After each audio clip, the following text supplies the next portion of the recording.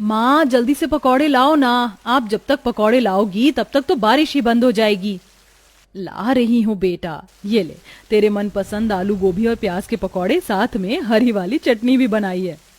वाह माँ, मजा आ जाता है आपके हाथ के गर्मा गर्म पकौड़े खाकर। काश मेरे ससुराल में भी मैं इतने अच्छे पकौड़े खा सकती। भगवान करे तुझे ऐसी सास मिले जो तुझे मुझसे भी अच्छे पकौड़े बना कर खिलाए। दोनों माँ बेटी बारिश के मजे लेते हुए आंगन में बैठकर गर्मा गर्म पकौड़े खा रही होती हैं। बारिश का मौसम शुरू हो चुका था और कुछ ही हफ्तों में वेदिका की शादी भी होती है। समय गुजरता है और वेदिका शादी कर अपने ससुराल आ जाती है। वेदिका शुरू से ही एक छोटे परिवार में रही थी, लेकिन वेदिका का ससुराल काफी बड़ा था।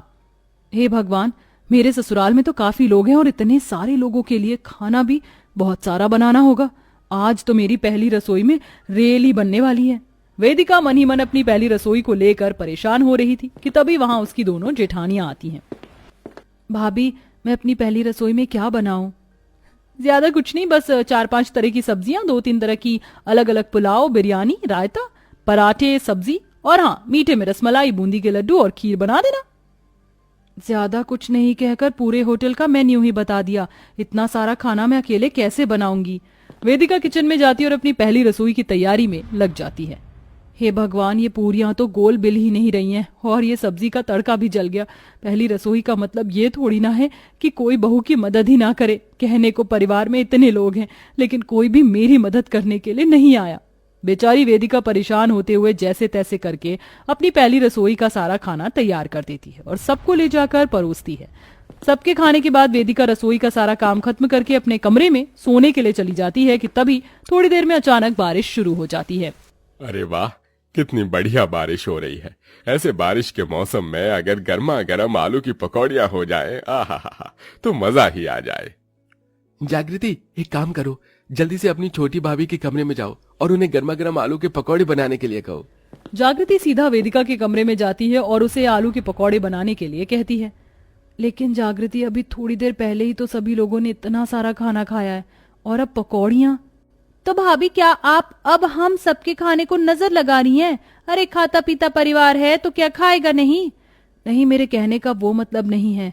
खाना खाने के बाद एकदम से पकौड़ियां खाओगे तो एसिडिटी हो सकती है। भाभी, हमें सब हजम है। अब आप जाइए, जल्दी से गर्मा गर्म आलू के पकौड़े बनाइए। जागृति की बात सुन बेचारी वेदिका थकी हारी हालत में किचन में जाती है और 5-6 किलो आलू देकर उन्हें काटने लगती है। इतने आलू में तो कम से कम 1000 पकौड़ी बनेगी। कैसा ससुराल मिला है मेरा, तो 1000 पकौड़ी बनाने में ही हालत खराब हो जाएगी और ऊपर से कोई मेरी मदद भी नहीं करता। वेदिका परेशान होकर आलू काट रही होती है कि तभी वेदिका गलती से आलू की जगह अपनी उंगली काट लेती है। आह, मेरी उंगली, कितना खून निकल रहा है। वेदिका जल्दी से पानी से अपनी उंगली धोकर उसके ऊपर कपड़ा बांध देती है और अब दोबारा आलू काट कर जल्दी जल्दी ढेर सारी पकौड़ी बनाती है और ले जाकर अपने ससुराल वालों को देती है। वाह भाभी, आप तो बहुत अच्छी पकौड़ियां बनाती हैं। मजा आ गया। हाँ बहू, तू तो सच में काफी अच्छी पकौड़ी बनाती है। आज के बाद अब जब भी हमारा पकौड़ी खाने का मन करेगा तो तू ही बनाया करेगी। हे भगवान, ये क्या कर दिया मैंने, तो अपने ही पैर पर कुल्हाड़ी मार ली।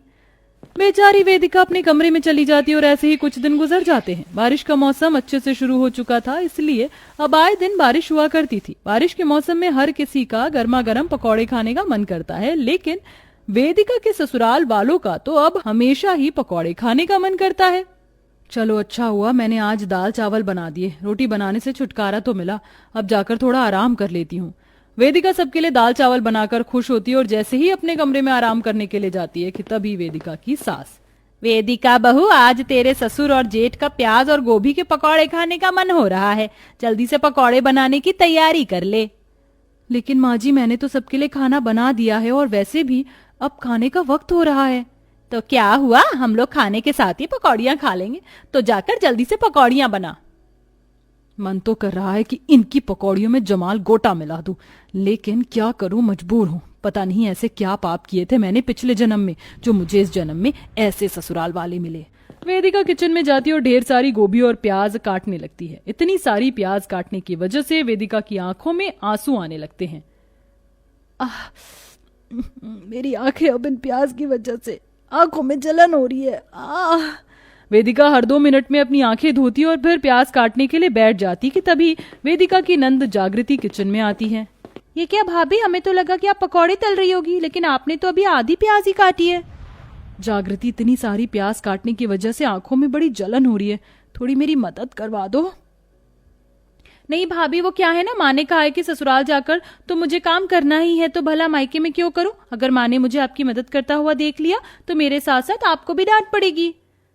कैसा जमाना आ गया है, बेटी को तो चम्मच उठाने नहीं देते और बहू से गधे की तरह काम करवा रहे हैं।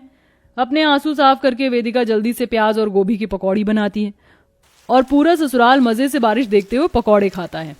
वेदिका, ये गोभी और प्याज के पकौड़े तो कल के आलू के पकौड़े से भी काफी ज्यादा अच्छे हैं, मजा आ गया इन्हें खाकर। बस कल से इनके साथ हरी और मीठी चटनी भी बना देना। इन पकौड़ों की जिम्मेदारी क्या कम थी मुझ पर, जो अब इन्होंने चटनी की भी जिम्मेदारी दे दी।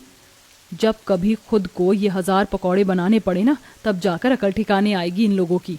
बारिश के मौसम के शुरू होते ही सारा परिवार अब धीरे धीरे तीनों वक्त का खाना बंद कर देता है और अब तीनों वक्त हमेशा वेदिका किचन में बैठे बैठे अलग अलग तरह की पकौड़ियां ही तलती है। मुझे तो बारिश के मौसम से ही नफरत हो रही है। हे भगवान, ये बारिश का मौसम कब खत्म करोगे और कब मुझे इन पकौड़ियों को बनाने से छुटकारा मिलेगा? इस पकौड़े को मिलाकर पूरी 1000 पकौड़ियां हो गई हैं। कभी कभी तो लगता है कि मेरे ससुराल वाले इंसान नहीं बल्कि खबीस हैं। 1000 क्या 2000 भी पकौड़ियां बना दो ना, तभी भी इनका पेट नहीं भरने वाला है। वेदिका अपने गुस्से के चलते कुछ पकौड़ियां जानबूझकर जला देती है और वही ले जाकर अपने ससुराल वालों को खिलाती है। ये क्या वेदिका, तुमने तो कुछ पकौड़ियां बिल्कुल जला दी हैं। क्या है ना भाभी, मेरे 2 हाथ 10 हाथ नहीं, इतनी सारी पकौड़ियां बनाऊंगी तो थोड़ी बहुत तो जलेंगी ही ना। अगर इतनी ही प्रॉब्लम है तो कल से आकर मेरी किचन में मदद करवा देना। अरे अरे, तुम तो गुस्सा हो गई। कोई बात नहीं, हम तो जली हुई पकौड़ी भी खा लेंगे, तुम्हारा प्यार जो है इसमें। मदद करने के नाम से दोनों जेठानियां चुपचाप से वो जली हुई पकौड़ियां भी खाने लगती हैं। लेकिन अब वही वेदिका की तबीयत धीरे धीरे खराब होने लगती है। रोज आधे से ज्यादा दिन किचन में गैस के सामने काम करते करते और बरसात के मौसम में भी वेदिका के शरीर में ज्यादातर जलन और घमोरी रहती है। इसी के साथ वेदिका की आंख में भी दर्द शुरू हो जाता है।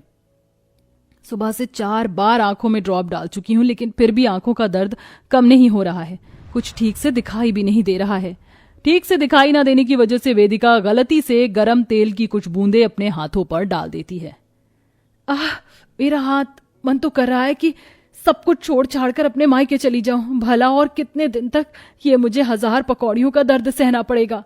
वेदिका रोज रोज 1000 पकौड़े बनाकर काफी थक चुकी थी। इसी के साथ दिन पर दिन उसकी हालत भी खराब होती जा रही थी और आज भी वेदिका इतनी खराब हालत में अपने ससुराल वालों को पकौड़ियां परोस रही होती है कि तभी वेदिका की माँ उससे मिलने के लिए आती है। लेकिन जैसे ही मोहिनी अपनी बेटी की हालत देखती है, हे भगवान, ये मेरी बेटी की कैसी हालत हो गई है। वेदिका, ये तूने अपना क्या हाल बना लिया। आप लोग क्या मेरी बेटी का ठीक से ख्याल नहीं रखते? आप कैसी बातें कर रही हैं समधन जी? जागृति की तरह वेदिका भी मेरी बेटी जैसी है, हम उसका काफी अच्छे से ध्यान रखते हैं। अगर रखते तो आज मेरी बेटी की ऐसी हालत नहीं होती। मोहिनी इतना बोल ही रही होती कि तभी अचानक वेदिका के हाथ से पकौड़ियों की थाली जमीन पर गिर जाती है और वेदिका बेहोश हो जाती है। सभी लोग उसे जल्दी से अस्पताल लेकर जाते हैं, जहां डॉक्टर उसका काफी देर तक चेकअप करते हैं। देखिए, आपकी बेटी का शरीर काफी ज्यादा कमजोर हो चुका है। उसकी आंखें भी काफी कमजोर है। हमें कुछ दिनों तक उन्हें अस्पताल में ही एडमिट रखना होगा, जब तक वो पूरी तरह से ठीक नहीं हो जाती। पड़ गया तुम लोगों को चैन। बड़ा परिवार है, मेरी बेटी खुश रहेगी ये सोचकर मैंने इस घर में शादी की थी, लेकिन तुम लोगों ने तो मेरी बेटी को जीते जी मार दिया। बहन जी, ऐसा मत बोलिए, हम नहीं जानते थे कि दिन रात रसोई में काम करके वेदिका की ऐसी हालत हो जाएगी, वरना हम कभी उसे रसोई का काम नहीं करने देते। सबसे बड़ी भूल तो मेरी है। मैं वेदिका का पति होकर उसकी हालत नहीं जान सका। मुझे माफ कर दीजिए। आप लोग इस तरह माफी मत मांगिए, जो होना था सो हो गया। इतना सब कुछ होने के बाद भी वेदिका का जवाब सुनकर सभी ससुराल वालों की आंखों में आंसू आ जाते हैं, जिसके बाद अब सभी लोग वेदिका का काफी अच्छे से ध्यान रखते हैं और बारिश के मौसम में अपनी 1000 पकौड़े खाने वाली आदत को भी छोड़ देते हैं, जिससे अब वेदिका अपने ससुराल में हंसी खुशी रहती है।